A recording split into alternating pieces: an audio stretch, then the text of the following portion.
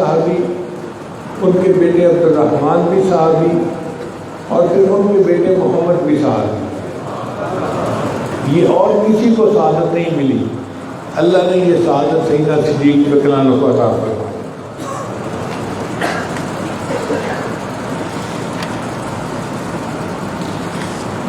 چنانچہ جب نبی اسلام واقع معراج پر تشریف لے گئے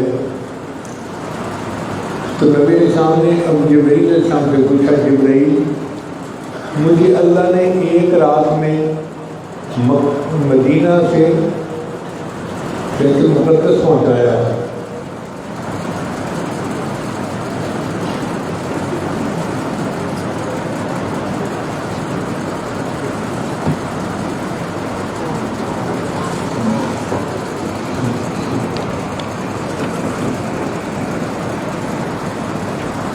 اور پھر بیت المقدس سے اللہ نے مجھے معراج پر بلایا.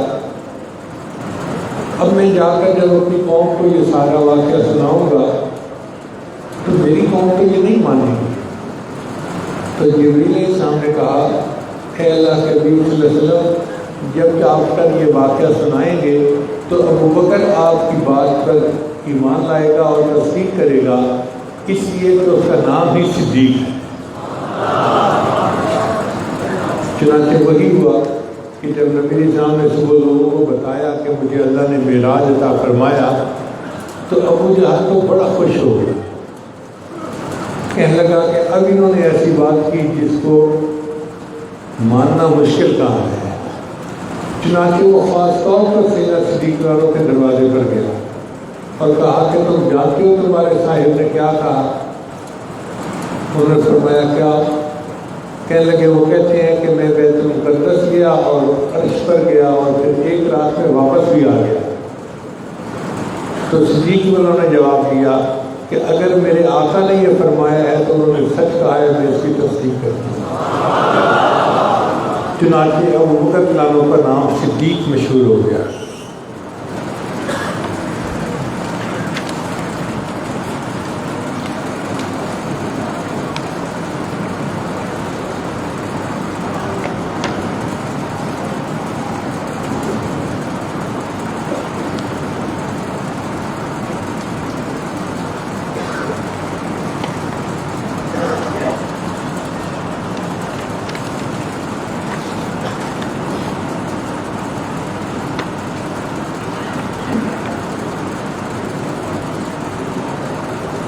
نبی اسلام نے ارشاد فرمایا کہ میرے 2 وزیر دنیا میں ہیں اور 2 وزیر آسمانوں پر ہیں. آسمانوں پر میرے وزیر جبرائیل اور میکائیل ہیں اور زمین پر میرے 2 وزیر ابوبکر اور عمر ہیں.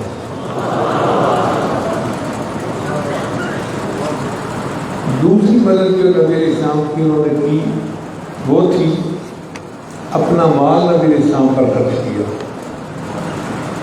چنانچہ حدیث مبارکہ میں آتا ہے کہ سیدنا صدیق رضی اللہ عنہ نے نبی السلام پر اتنا مال خرچ کیا، اتنا خرچ کیا کہ نبی علیہ السلام فرماتے تھے میں نے سب کے احسانات کے بدلے دے دیے، ابوبکر تیرے احسان کا بدلہ قیامت کے دن اللہ دے گا.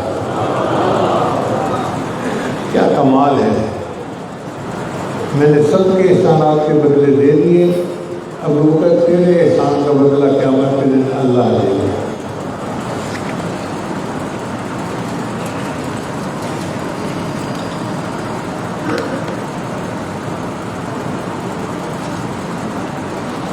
ایک ایسا بھی موقع آیا کہ نبی اسلام نے جب اعلان فرمایا کہ جہاد کے لیے اپنا مال پیش کرو، حضرت اللہ فرماتے ہیں کہ میں بڑا خوش تھا کہ میرے پاس فراخی تھی، تو میں نے سوچا آج تو میں ابوبکر سے اس معاملے میں آگے بڑھ جاؤں گا.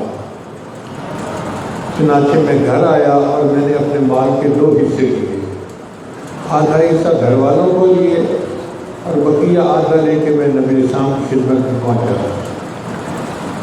ابھی میں وہیں تھا کہ اتنے ابوبکر صدیق بھی آئے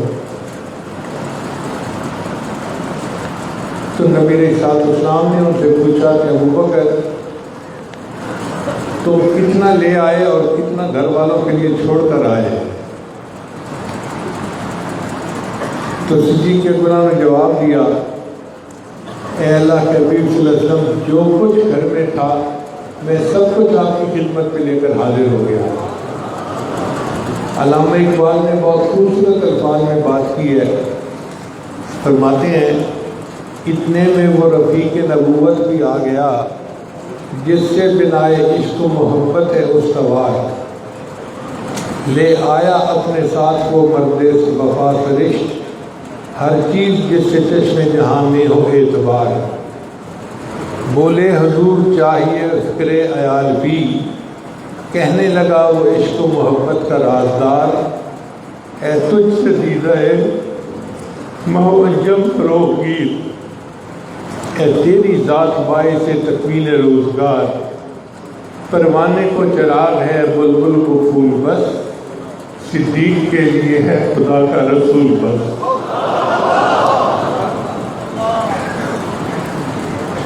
حدیث مبارکہ میں آتا ہے کہ صدیق اکبر ٹاٹ کا لباس پہنے ہوئے تھے اور نبی نظام کی خدمت میں حاضر تھے۔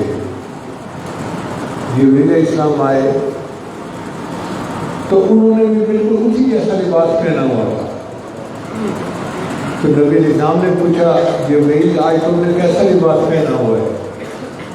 عرض کیا، اے اللہ کے حبیب صلی اللہ علیہ وسلم، ابو بکر کا یہ عمل اللہ کو اتنا پسند آیا ہے کہ اللہ نے عرش کے فرشتوں کو حکم دیا تم ابو بکر جیسا لباس پہنو۔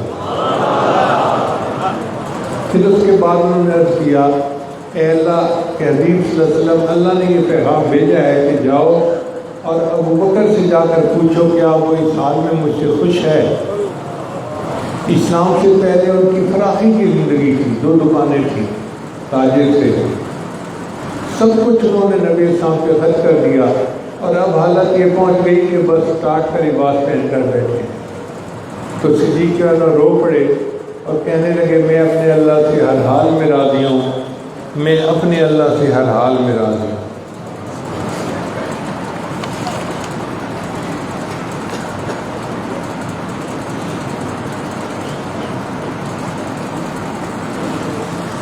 پھر تیسری طرح کی مدد صدیق اکبر نے اپنی ذات اور اہل و عیال کے ذریعے نبی اسلام کی خدمت کی۔ جب نبی اسلام میں ہجرت کے لیے تشریف لے جانے لگے تو ابوبکر صدیق لانو ہمراہ تھے، اور انہوں نے گھر کے سب لوگوں کو خدمت پر لگا دیا تھا۔ بیوی کو کہا کھانا بنا دینا، بیٹی کو کہا کہ بیٹی ہمیں فلاں جگہ پر کھانا پہنچا دینا، تم چھوٹی ہو کسی کو شک بھی نہیں ہوگا۔ اپنے بیٹے عبد الرحمن سے فرمایا کہ بیٹے تم سارا دن قریش مکہ کی باتیں سننا، اور جو حالات ہوں وہ ہمیں رات کو آ کر بتا دیا کرنا۔ اور اپنے غلام کو کہا کہ تم بکریاں چرانا، اور بکریاں چرانے کے بہانے تم آ کے ہمیں دودھ پلا دینا۔ یعنی سارا گھر ہی نبی اسلام کی خدمت پہ معمول، خود بھی ہمراہ ہے، بیٹا بھی ہے، بیٹی کے ذمہ بھی کام ہے اور بیوی کے ذمہ بھی کام ہے۔ چنانچہ اسماء رضی اللہ عنہا جو صدیق عائشہ صدیقہ کی بڑی بہن ہے، وہ سب چھوٹی تھی۔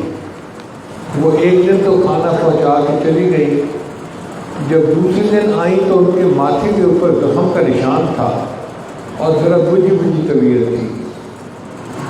تو نبی اسلام نے پوچھا، اسماء کیا ہوا؟ اے اللہ کے حبیب صلی اللہ علیہ وسلم، کل میں جب آپ کو کھانا دے کے واپس جائی تھی، مکہ میں داخل ہوئی تو مجھے ابو جہل نے دیکھ لیا، اس نے پکڑ لیا، کہنے لگا اسماء بتاؤ تمہارے باپ کہاں ہیں؟ وہ وہیں ہوگا جہاں تمہارے نبی ہوں گے۔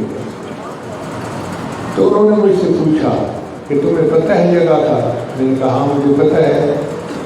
ابو جہل نے کہا بتاؤ ورنہ میں تمہیں بہت ماروں گا۔ میں نے کہا نہیں میں نہیں بتاؤں گی۔ اس نے کہا کہ نہیں میں تمہیں بہت ماروں گا۔ اسماء نے جواب دیا میں نہیں بتاؤں گی۔ اے اللہ کے حبیب سے مجھ سے اچانک زور کا جو تھپڑ لگایا، میں نیچے گری، میرا ماتھا پتھر پہ لگا اور زخم آ گیا اور میری آنکھوں سے آنسو آ گئے۔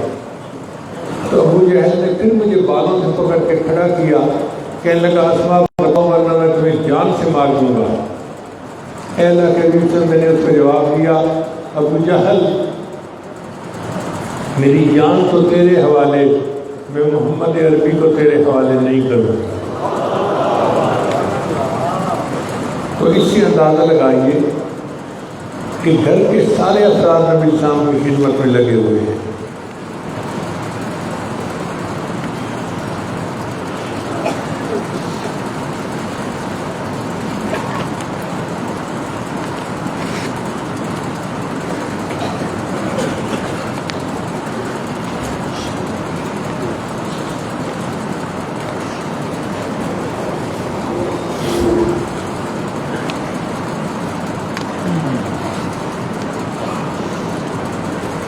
زبیر بن عوام رضی اللہ عنہ سے روایت ہے کہ نبی السلام نے فرمایا اے اللہ تو نے ابو بکر کو غار میں میرا رفیق بنایا تھا، بس میں اسے جنت میں اپنا رفیق بناتا ہوں۔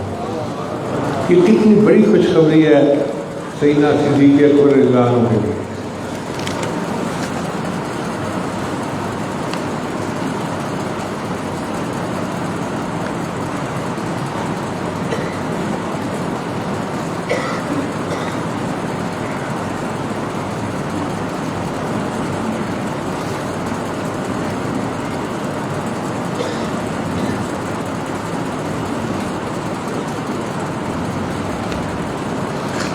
ایک حدیث مبارکہ میں آتا ہے کہ نبی السلام نے ارشاد فرمایا اللہ تعالیٰ قیامت کے دن ابو بکر کو رضوان اکبر عطا فرمائیں گے۔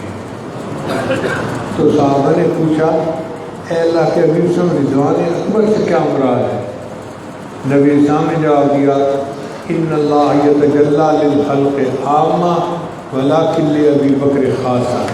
قیامت کے دن اللہ سب لوگوں پر عام تجلی فرمائے گا اور ابو بکر کے اوپر خاص تجلی فرمائے گا۔ تو صحابہ نے پوچھا اے اللہ کے خاص تجلی سے کیا مراد ہے؟ تو نبی السلام نے فرمایا اللہ تعالیٰ قیامت کے دن صدیق اکبر کو مسکرا کر دیکھیں گے۔ کتنی بڑی خوشخبری ہے سیدنا صدیق اکبر کو کہ اللہ تعالیٰ ان کو قیامت کے دن مسکرا کر دیکھیں گے۔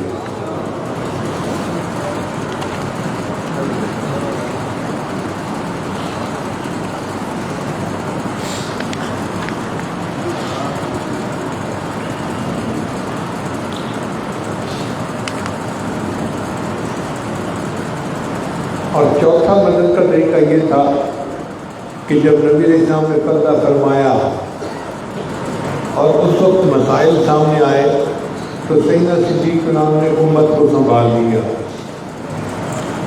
حدیث مبارکہ میں آتا ہے کہ جب نبی علیہ السلام نے پردہ فرمایا تو عمر لانو تو بالکل اس وقت عجیب کیفیت میں تھے، فرمانے لگے کہ جو کوئی کہے گا نبی علیہ السلام وفات پا گئے میں اس کی گردن اڑا دوں گا۔ حضرت علی عنہ کا بھی عجیب حال تھا، لوگ پریشان تھے کہ اب کریں تو کیا کریں۔ اس وقت میں سیدنا صدیق عنہ کھڑے ہوئے اور انہوں نے کھڑے ہو کے خطبہ دیا وما محمد الا رسول قد خلت من قبلہ الرسل افإن مات أو قتل انقلبتم إلى أعقابكم ومن ينقلب على عقبيه فلن يضر الله شيئا۔ صحابہ کہتے ہیں کہ یہ تو آیتیں تو ہم نے پہلے بھی سنی ہوئی تھی، لیکن جب ابو بکر نے یہ تلاوت کی تو ہمیں یوں محسوس ہوا کہ جیسے یہ قرآن کی آیتیں آج اتر رہی ہیں۔ پھر ابو بکر صدیق نے پوری امت کو سنبھالا۔ سب سے پہلے حضرت عمر نے ان کے ہاتھ پر بیعت کی اور ان کو دیکھ کر انصار اور مہاجرین سب نے بیعت کر لی۔ تو ابو بکر صدیق گویا نبی علیہ السلام کے جانشین ان کے خلیفہ اول جو تھے وہ بن گئے۔ اب اس وقت تین مسئلے بڑے تھے۔ ایک مسئلہ تو یہ تھا کہ مسلمہ کذاب ایک نبوت کا دعویٰ کرنے والا جھوٹا تھا اور اس کے پاس بڑا لشکر تھا، اس کی سرکوبی کے لیے لشکر کو بھیجنا۔ اور دوسرا تھا کہ کچھ لوگ مانعین زکوٰۃ تھے، یعنی وہ کہتے تھے کہ ہم زکوٰۃ فرض سمجھتے ہیں لیکن ہم بیت المال میں زکوٰۃ نہیں دیں گے، ہم اپنی مرضی تقسیم کر دیں گے۔ ان کو کہتے تھے مانعین زکوٰۃ۔ تو صدیق بن عمر نے فرمایا نہیں، نبی اسلام کے زمانے میں جو ترتیب تھی میں اسی ترتیب کے اوپر قائم رہوں گا، اور اگر کوئی اونٹ دے گا، اونٹ کی رسی نہیں دے گا، میں اس سے بھی قتال کروں گا۔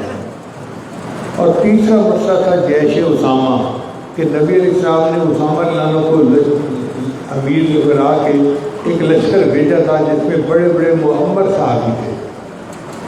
اب صحابہ حیران تھے کہ ایک نوجوان بچے کو امیر بنا کے نبی علیہ السلام نے بھیج دیا تھا، تو اب اس کو آگے روانہ کیا جائے یا نہ کیا جائے؟ تو صدیق انہوں نے فرمایا نہیں، میں اس لشکر کو روانہ کروں گا۔ عمر رضی اللہ عنہ جو اتنے بہادر تھے، اس موقع پہ وہ بھی حاضر خدمت ہوئے اور انہوں نے کہا امیر المومنین آپ ذرا نرمی کیجئے اور ان سب کے ساتھ قتال نہ کیجیے۔ فرمایا نہیں، اجبار فی الجاہلیت اخوار فی الاسلام، تو جاہلیت میں اتنا بہادر تھا، اسلام میں آ کے تو اتنا بزدل بن گیا۔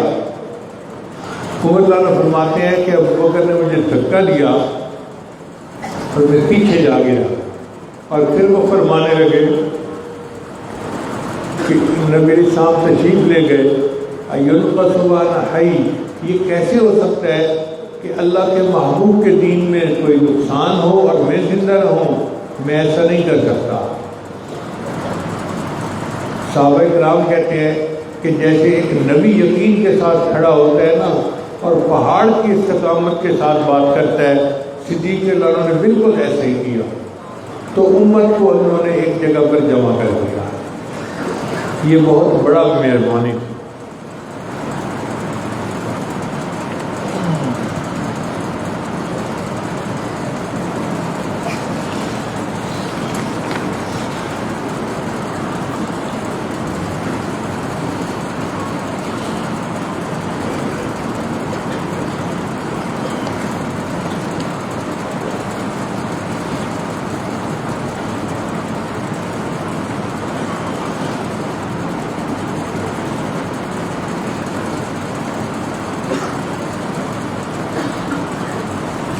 پھر اللہ فرماتے ہیں اذ یقول لصاحبہ، جب کہا اس نے اپنے صاحب سے، ایک لفظ ہوتا ہے صحابی، وہ کہتے ہیں جس نے نبی علیہ السلام کو ایمان کی نظر کے ساتھ ایک لمحہ کے لیے دیکھ لیا وہ صحابی بن جاتا ہے، اور صاحب کہتے ہیں جس نے لمبی مدت کا اثر پایا۔ تو صدیق عنہ کے لیے اللہ تعالیٰ نے صاحب رسول کو لگ رکھتے ہیں، یقول لصاحبہ، تو گویا نبی علیہ السلام نے کہ لمبی عرصے کے لیے لمبی مدت کے لیے نبی علیہ السلام کی صحبت ان کو حاصل ہوئی، اس لیے اللہ نے ان کو صاحب رسول کہا۔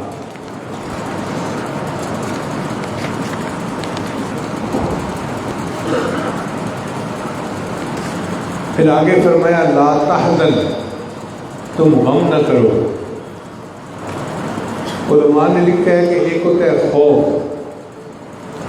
وہ ہوتا ہے کسی کا ڈر ہو باہر سے اپنے اوپر، ایک ہوتا ہے حزن، وہ ہوتا ہے کسی کے بارے میں غم ہو طبیعت میں۔ تو صدیق مولانا کو کوئی خوف نہیں تھا، ان کو حزن تھا۔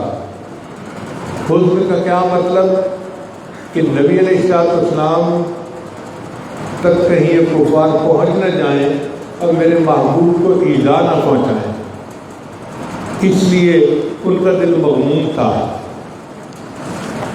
پھر آگے اللہ فرماتے ہیں ان اللہ معنا، یہ نبی علیہ السلام کے ساتھ صدیق عنہ کی جو نسبت معیت تھی، اس کو معیت خاصہ کہتے ہیں، یہ صدیق عنہ کو حاصل تھی۔ چنانچہ آپ دیکھیے کہ ایک سفر جبریل علیہ السلام نے بھی نبی علیہ السلام کے ساتھ کیا، وہ تھا معراج کا سفر، اور ایک سفر وہ صدیق عنہ نے بھی کیا، وہ تھا ہجرت کا سفر۔ اب دونوں سفروں کا اندازہ لگائیں، سفر معراج بھی رات کے وقت شروع ہوا اور سفر ہجرت بھی رات کے وقت شروع ہوا۔ جو سفر معراج کا ساتھی تھا وہ سید الملائکہ بنا، اور جو سفر ہجرت کا ساتھی تھا وہ سید الصحابہ بنا۔ معراج کے سفر میں جبریل السلام نبی السلام کے دروازے پر چل کر آئے تھے، اور اللہ کی شان دیکھیے سفر ہجرت میں نبی السلام ابوبکر صدیق کے دروازے پر چل کر آئے تھے۔ سفر معراج میں جو سواری تھی وہ براق تھی، اور سفر ہجرت میں جو سواری تھی وہ سیدنا صدیق اکبر تھے۔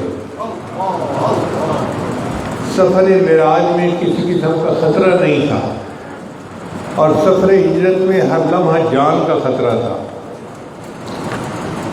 سفر معراج چند لمحوں کی بات تھی، اور سفر ہجرت کئی دن رات کا مسلسل تھکا دینے والا سفر تھا۔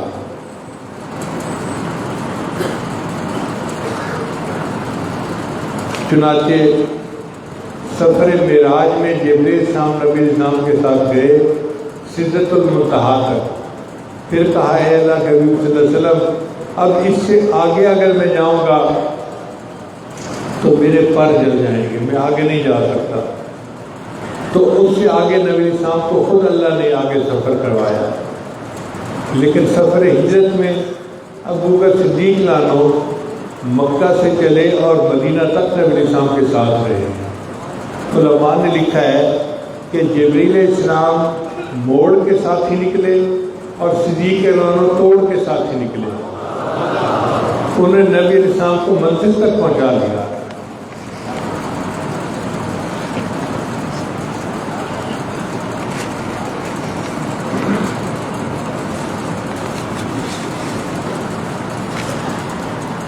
صدیق لانو کو نبی السلام کے ساتھ نسبت اتحادی حاصل تھی۔ نسبت اتحادی کہتے ہیں کہ بالکل ایک جیسی ہر چیز۔ چنانچہ آپ غور کریں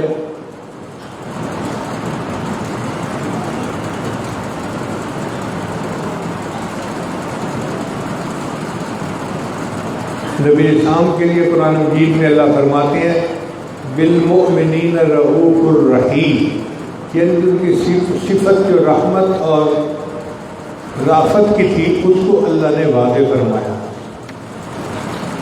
اور یہی صفت صدیق کے غلاموں کے اندر تھی۔ نبی صاحب نے ارشاد فرمایا ارحم امتی بامتی ابوبکر، میری امت میں سب سے زیادہ رحیم و کریم میری امت کے پر ابوبکر ہے۔ نبی صاحب نے ارشاد فرمایا انا اتقی ولد آدم، میں اولاد آدم میں سب سے زیادہ متقی ہوں، اور یہی لفظ قرآن نے ابوبکر صدیق کے لیے استعمال کیا وَسَيُجَنَّبُهَا الْأَتْقَى، یہ اتقیٰ کا لفظ ابوبکر صدیق کے لیے استعمال ہوا ہے۔ پھر اللہ تعالیٰ اپنے محبوب کے بارے میں فرماتے ہیں وَلَسَوْفَ يُعْطِيكَ رَبُّكَ فَتَرْضَىٰ، اے میرے محبوب تیرا رب تجھے اتنا عطا کرے گا کہ تو راضی ہو جائے گا۔ اور ابوبکر صدیق کے لیے اللہ نے یہی الفاظ کیے وَلَسَوْفَ يَرْضَىٰ، اور اللہ اسے راضی کر دے گا۔ پھر نبی السلام کے جسم سے خوشبو آتی تھی۔ عمر لانو فرماتے ہیں کہ ابوبکر صدیق لانو سے جسم سے بھی خوشبو آتی تھی۔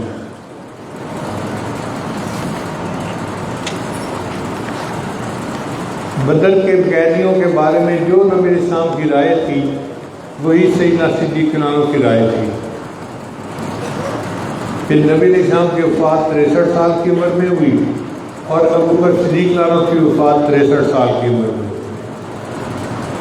نبی السلام کی وفات کا جو سبب بنا، ایک یہودی عورت نے زہر ملا گوشت کھلا دیا تھا، اور صدیق لانو کو بھی جو سبب بنا ان کو دودھ میں زہر بنا کے دیا گیا تھا، تو اسباب بھی ایک ہی جیسے تھے۔ پھر نبی علیہ السلام نے پردہ فرمایا سوموار کے دن، اور صدیق لانو کو بھی وفات ہوئی سوموار کے دن۔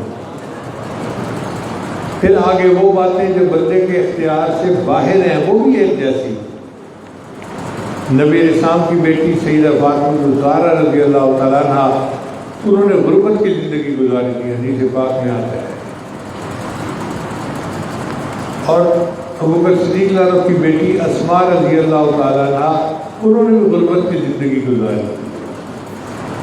پھر نبی علیہ السلام کے نواسے سیدنا حسین رضی اللہ عنہ کو بردردی کے ساتھ شہید کیا گیا، اور ابو بکر صدیق رضی اللہ عنہ کے نواسے جو زبیر رضی اللہ عنہ کے بیٹے تھے ان کو بھی بردردی کے ساتھ شہید کیا گیا۔ پھر دیکھیے کہ نبی علیہ السلام نے جب وفات پائی تو آپ کو حجر عائشہ صدیقہ رضی اللہ عنہ کے اندر دفن کیا گیا، اور سیدنا صدیق رضی اللہ عنہ کی جب وفات ہوئی تو انہوں نے حضرت علی عنہ کو بلایا اور فرمایا علی جب میری روح نکل جائے تو تم مجھے انہی ہاتھوں سے غسل دینا جن سے نبی علیہ السلام کو غسل دیا تھا، اور پھر میری میت کو خوشبو لگا کے اسے نبی علیہ السلام کے روضے کے سامنے جا کے رکھ دینا اور سلام دینا، اگر دروازہ کھل جائے تو اندر دفن کر دینا، اور اگر دروازہ نہ کھلے تو مجھے عام قبرستان میں دفن کر دینا۔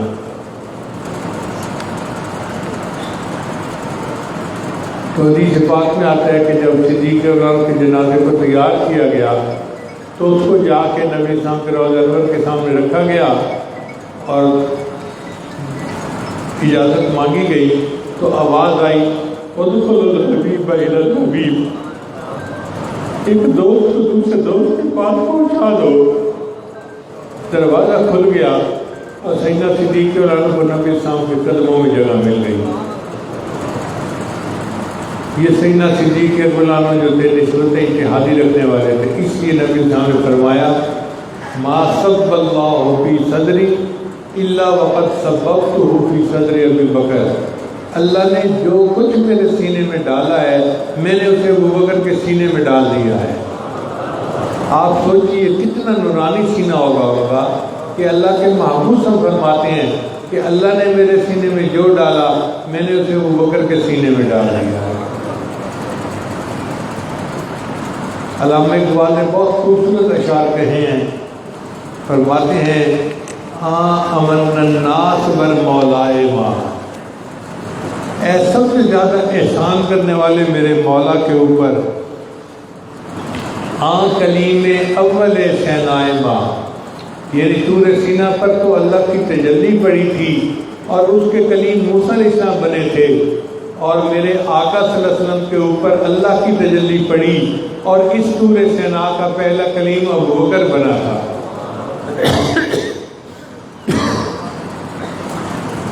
امن الناس بر مولائے ما، کلیم اول سینائے ما، ہمت او کشت ملت راش و ابر، جس کی ہمت نے ملت کی کشتی کے لیے بادل کا نام دیا، ثانی اسلام و غار و بدر قبر۔ علامہ اقبال کا یہ عجیب شعر ہے، ایک شعر میں انہوں نے اتنی خصوصیتوں کو جمع کر دی ہے۔ ثانی اسلام، اسلام لانے میں بھی وہ نبی علیہ السلام کے ثانی تھے، اور غار میں بھی ثانی تھے، اور بدر میں بھی ثانی تھے، اور پھر قبر میں بھی ثانی تھے۔ چنانچہ انجم نیازی سیدنا صدیق رضی اللہ عنہ کے بارے میں بہت خوبصورت اشعار فرماتے ہیں تجھے لا کر دکھانا تھا بشر ایسے بھی ہوتے ہیں، تجھے لا کر دکھانا تھا بشر ایسے بھی ہوتے ہیں، خدا نے یہ بتانا تھا بشر ایسے بھی ہوتے ہیں، ستاروں سے زیادہ خوبصورت نیکیاں دے کر یہی باور کرانا تھا بشر ایسے بھی ہوتے ہیں، خلیفہ ہو کے بھی فاقہ کشی کی لذتیں مانگے، خلیفہ ہو کے بھی فاقہ کشی کی لذتیں مانگے، فرشتوں کو بتانا تھا بشر ایسے بھی ہوتے ہیں۔ اللہ نے سیدنا صدیق رضی اللہ عنہ کو اس لیے یہ نسبت عطا فرمائی کہ اللہ فرشتوں کو دکھانا چاہتے تھے کہ دیکھو بشر ایسے بھی ہوتے ہیں۔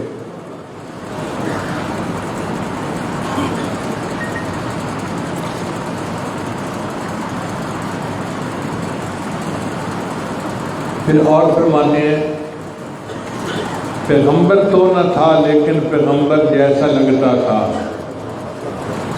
پیغمبر تو نہ تھا لیکن پیغمبر جیسا لگتا تھا، وہ دریا تھا مگر گہرے سمندر جیسا لگتا تھا، کچھ ایسی تازگی تھی اس کے چہرے پر کہ وہ سب کو طلوع صبح کے بیدار منظر جیسا لگتا تھا۔ زمین سمٹی چلی جاتی تھی اس کی فوج کے آگے، ہر ایک خدمت گزار اس کا سکندر جیسا لگتا تھا۔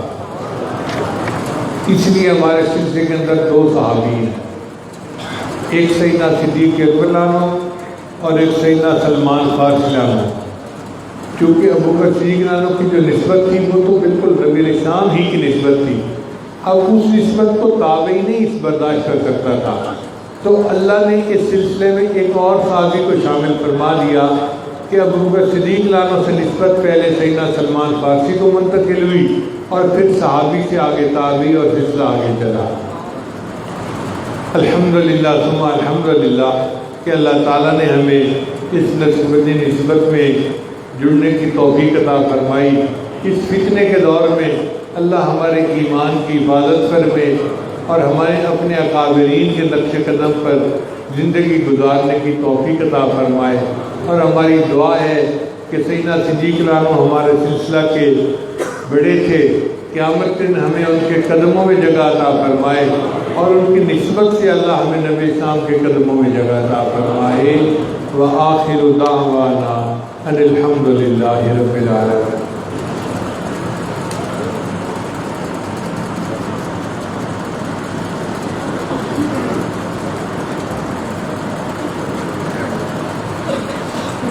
سب رات تھوڑی دیر کے لیے مراقبے میں جائیں، آنکھیں بند کر لیجیے، سر پہ ڈبا لیجیے۔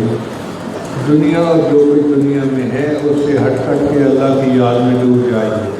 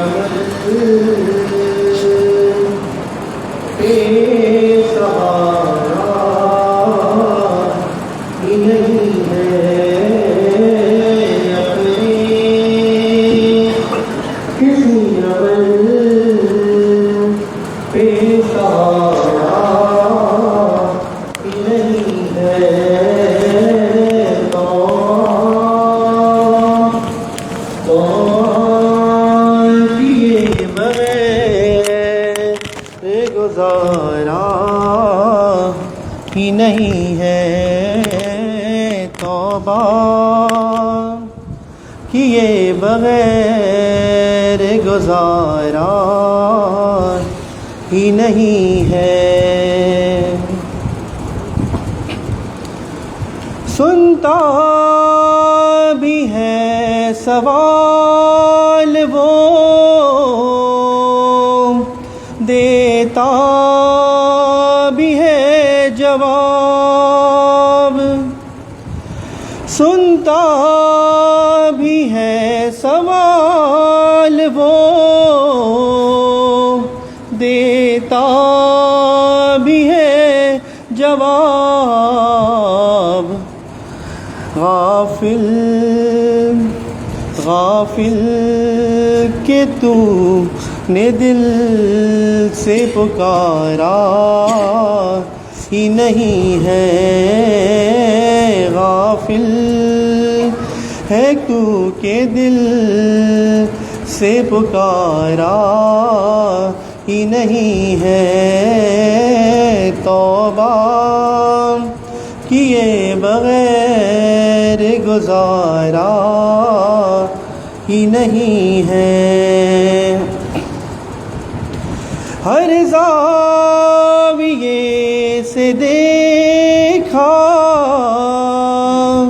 جہاں تک نظر گئی، ہر زاویے سے دیکھا جہاں تک نظر گئی، رحمت رحمت کا اس کی کوئی کنارہ ہی نہیں ہے، رحمت کا اس کی کوئی کنارہ ہی نہیں ہے، توبہ کیے بغیر گزارا ہی نہیں ہے، اس کے سوا جھکائے کہیں پر بشر جبیں، اس کے سوا جھکائے کہیں پر بشر جبیں، یہ بات کبریا کو گوارا ہی نہیں ہے، یہ بات کبریا کو گوارا ہی نہیں ہے، توبہ کیے بغیر گزارا ہی نہیں ہے، محشر میں منہ دکھائیں گے آقا کو کس طرح، محشر میں منہ دکھائیں گے آقا کو کس طرح، آقا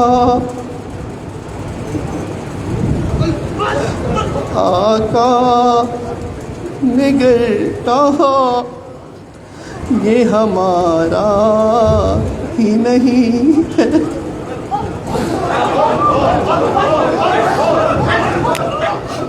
محشر میں منہ دکھائیں گے